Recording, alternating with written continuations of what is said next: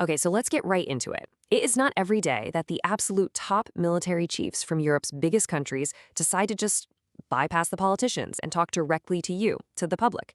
But that's exactly what just happened. They've put out this urgent and honestly pretty shocking warning. So today we're going to break down what they said, why they said it, and what it all means for the future of security in Europe. And this line right here, this cuts straight to the heart of the whole thing. This isn't some dusty internal memo. This is a public declaration from the heads of the British and German militaries. They're trying to completely reframe this really controversial idea, rearmament.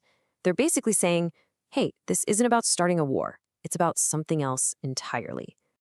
And that really is the billion-dollar question, isn't it? I mean, generals don't usually do this. They operate behind the scenes, right? They advise presidents and prime ministers in private. So for them to go public like this, it's a huge deal. Something must have changed to make them feel like they had to pull back the curtain and talk to us directly. And that's what we're going to dig into. To really get what they're driving at, we have to look at the argument they're actually making. And it's fascinating because they're not just talking about tanks and budgets and hardware. They're framing this whole thing as a moral issue, a moral imperative. And that is a really powerful shift in how this conversation is usually handled. You know, their entire argument really hinges on this one critical word: deterrence. It's a classic idea, straight out of the Cold War playbook, but it is making a massive comeback. And the theory is actually pretty simple. The only way you can guarantee peace is by being so strong that any potential enemy looks at you and thinks, you know what, attacking them is just not worth it. So let's just break their logic down. What you're seeing here is the core of their thinking. On one side, you have the fear that if Europe looks weak or divided, that might actually invite aggression. But on the other side, you have their proposed solution, a strong, united, rearmed Europe that makes that kind of aggression basically unthinkable. For them, it's about preventing a war, not starting one. And this quote just nails that point perfectly. Look at the words they're choosing. They're deliberately pushing back against the idea that building up your military is an act of aggression. Instead, they're calling it the responsible thing to do. They're framing it as a duty to protect citizens by stopping a conflict before it can even start. In their view, real strength is what actually keeps the peace. Okay, so that's the why. That's the big idea they're trying to sell. But this isn't just a philosophical debate, right? Let's look at how these words are being turned into very real action, into actual weapons and boots on the ground. Let's start with a hard number. We're talking 4,000 to 5,000 troops. That's how many soldiers Germany is committing to NATO's eastern frontier. And get this isn't just a temporary rotation. This is a permanent move. And here you can see what that actually looks like. This isn't just a few soldiers on a training mission. We're talking about a full combat brigade. That means thousands of soldiers with their own tanks, their own artillery, all the support units they need. It's a very clear signal that Germany is stepping up to defend its allies. This is deterrence you can actually see. Now let's switch from soldiers to factories. The UK is planning to build 6 brand new munitions factories. And this points to a really stark lesson that everyone's learned from the war in Ukraine. Modern conflicts burn through ammunition. We're talking artillery shells, things like that, at a rate that is just staggering, way faster than anyone was prepared for.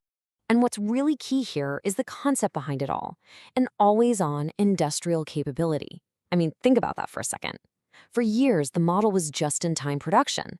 Now the goal is to have factories that are always running, constantly churning out supplies, ready to replenish stockpiles for the long haul, no matter what happens. It's a huge shift in thinking. And the commitment goes even deeper than that. Germany literally changed its constitution to open up massive amounts of funding for defense.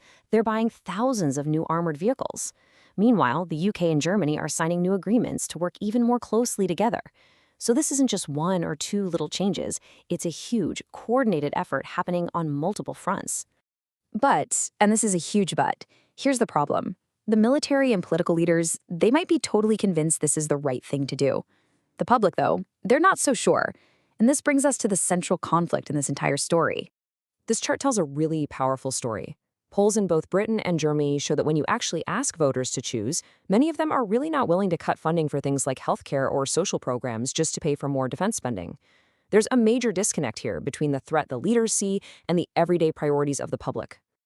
And yet, at the same time, you have political leaders like Germany's chancellor saying things like this. He's arguing that the very foundation of their freedom is on the line. I mean, talk about a gap, right? The leaders are talking about existential threats, while a lot of citizens are more worried about paying their bills and keeping their hospitals funded. It's like they're living in two different realities. So this clash between the leadership and the public, it really forces us to zoom out. To really understand this moment, we have to look at how we even got here. Because what we're witnessing is a historic pivot, a total rethink of Europe's place in the world and its responsibility for its own security. This timeline really puts it all into context. For decades after the Cold War, Europe got to enjoy what everyone called the peace dividend.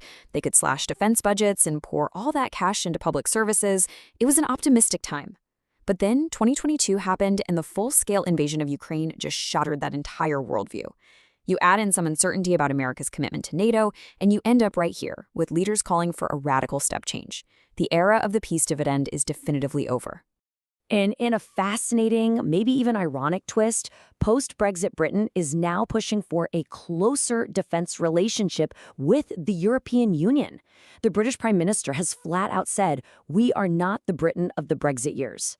I mean, that's a huge signal of just how much things are realigning, all driven by this shared sense of a threat that's bigger than any of the old political squabbles. It seems like a common enemy can be a pretty powerful unifier. So here's the bottom line. For Europe's leaders, the debate is pretty much over. They believe rearmament is essential. It's a matter of survival. But the real challenge, the real fight, is still ahead. And that's convincing their own citizens to accept the economic pain and the societal shifts that will come along with it. The question isn't if Europe has to rearm anymore.